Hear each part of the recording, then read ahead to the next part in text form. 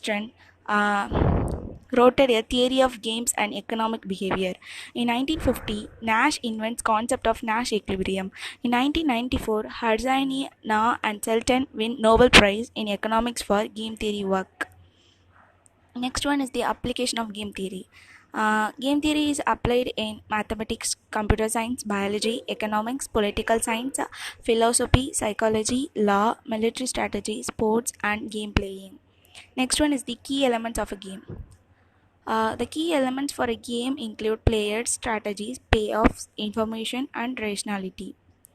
Then types of games. There are so many types of games are there. Some of them are cooperative or non-cooperative, zero sum and non-zero sum, simultaneous and sequential, perfect information and imperfect information, finite and infinite strategies. Next one is the pure strategies. The upper value of the games is equal to the minimum of the maximum values in the column. Then the lower value of the game is equal to the maximum of the minimum values in the rows. Next one is the mixed strategy. A mixed strategy game exists when there is no saddle point.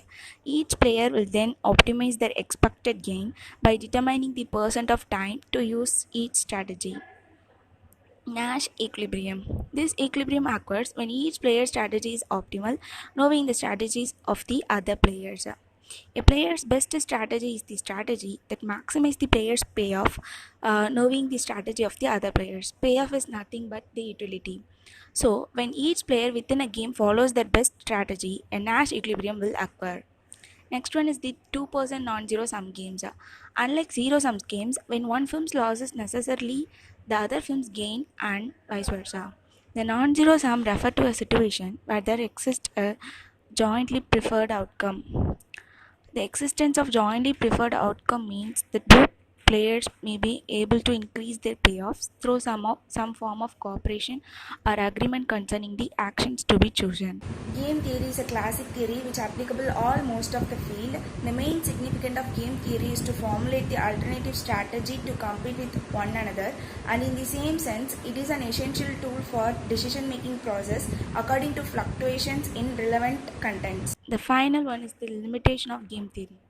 The assumption that the players have the knowledge about their own payoffs and payoffs of others is rather unrealistic. That's why they can only make a guess of his own and trivial strategies. As the number of players increases in the game, the analysis of the gaming strategies become increasingly complex and difficult. So that in practice there are many firms in an oligopoly situation, and game theory cannot be very helpful in such situations. Thank you.